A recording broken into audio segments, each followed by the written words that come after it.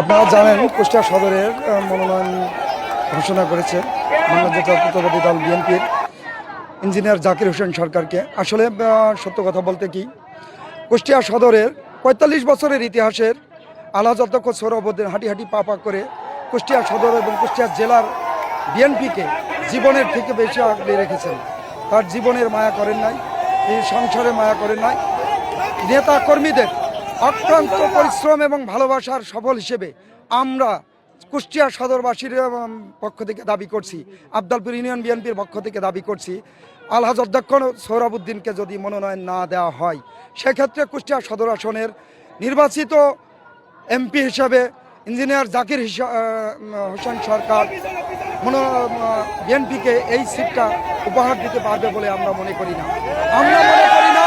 এই কারণেই মনে করি না, কারণ যে মানুষটা প্রতিটা কুষ্টিয়া সদরের 13টা ইউনিয়ন, 21 পৌরসভা, 21টা ওয়ার্ড, সমস্ত ওয়ার্ডে ডোর টু ডোর যার রক্ত ঘাম শ্রমের বিনিময়ে আজকের বিএনপি প্রতিষ্ঠিত হয়েছে, জেলা বিএনপির প্রাণ ভমরা বলা হয়, কুষ্টিয়া সদরের মাটি ও মানুষের হৃদয়ের স্পন্দন আলহাজ অধ্যক্ষ সোহরাবুদ্দিন, তাকে বঞ্চিত করে উদীয়মান নতুন তরুণ নেতৃত্বের স্বপ্ন দেখছেন মুরব্বী বর্ষিয়ান রাজনীতিবিদ হিসাবে আমরা দাবি করছি কুষ্টিয়া সদরের মাটিতে কুষ্টিয়া সদর 3 আসনে আলহাজ অধ্যক্ষ সোহরাবুদ্দিনের বিকল্প নাই।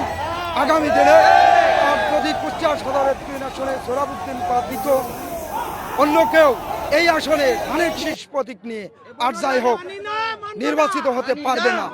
আমরা বাংলাদেশ জাতীয়তাবাদী দল বিএনপির ভারপ্রাপ্ত চেয়ারম্যান জনাব তারেক রহমান এবং মহাসচিব মহোদয়ের প্রতি আকুল আবেদন করছি এবং দৃষ্টি আকর্ষণ করছি, আমরা তৃণমূলের কর্মী, আমাদের দাবির প্রাণের দাবি আলহাজ অধ্যক্ষ সোহরাবুদ্দিনকে কুষ্টিয়া সদর আসনের মনোনয়ন দিতে হবে। আজকে যে মশাল মিছিল আপনারা বুঝতে পেরেছেন যে এটা আসলে সঠিক বা সুন্দরভাবে হয়নি। এই তৃণমূলের মানুষ সোহরাব ভাইকে ভালোবাসে, সোহরাব ভাইকে দেখতে চাই জনগণ তার সাথে, একবার তৃণমূলের মূল পর্যন্ত সোহরাব ভাইয়ের সাথে যে নমিনেশন হয়েছে, আমার মনে হয় এখানে কোনো কারসাজি আছে। আমরা এটার বিপক্ষে অবস্থান একদম সরাসরি। আপনারা জানেন তৃণমূল আমরা দলের যারা নীতি নির্ধারক আছে তাদের কাছে বিনীত নিবেদন করি বা আবেদন করি এই নমিনেশন যেন পুনর্নির্ধারণ করা হয়। এই অনুরোধ রেখে আমরা সোহরাব ভাইকে চাই। সোহরাব ভাই যেহেতু আমাদের ভালো মানুষ, আপনারা দেখেছেন 43 বছর রাজনৈতিক জীবনে তার নামে একটা মামলা হয়নি, দুর্নীতির কোনো মামলা হয়নি। মামলা হয়েছে, দলীয় মামলা হয়েছে, আওয়ামী লীগ দিয়েছে সেই মামলাগুলো। আমরা যারা নির্যাতিত মানুষ, আমার নামে 17টা মামলা, আমরা একসাথে জেল খেটেছি, একসাথে তাকে দেখেছি জেলে, অনেক আমাদের সাথে অনেক সহযোগিতা করেছে অর্থনৈতিকভাবে। যদি সোহরাব ভাইকে নমিনেশন না দেয় এই সিট বিএনপি হারাবে। আমাদের আজকে আমরা 6টা ইউনিয়নের নেতাকর্মীরা আজকের এই মশাল মিছিলে আমরা সমবেত হয়েছি।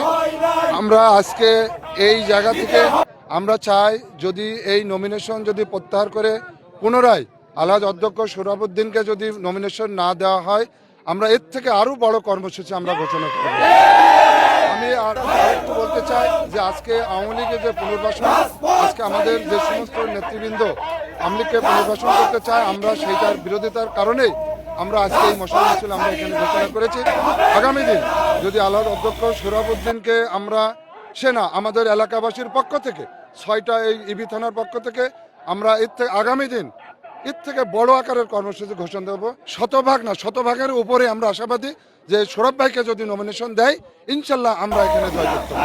যদি না দেয়, আমার মনে হয় এখনো যে পরিস্থিতি আছে এই ধানের শীষের যে নেতাকে দিয়েছে নেতাকর্মীরা এলাকায় নামতে পারবে বলে আমার ভরসা হয় না, বিশ্বাসও হয় না।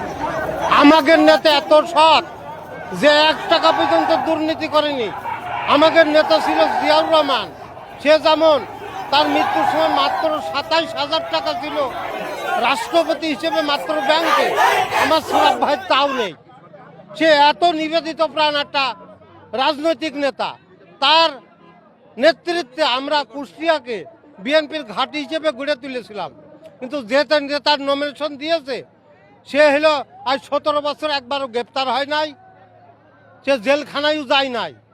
এখন অনেক আওয়ামী লীগের নেতাকর্মী দলে পুনর্বাসন সে করিতেছে।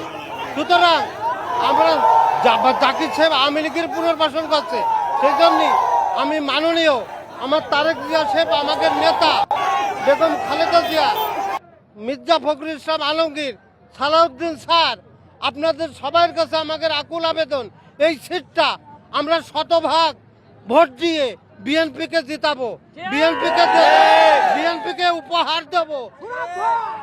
সুরাব ভাই ছাড়া আমরা এলাকার কোনো ভোটারদের কাছে গেলে ভোটাররা বলছে সে যদি নমিনেশন না পায় তা আমরা ভোট দিতেই যাবো না, আমরা ভোট দিতেই যাবো না।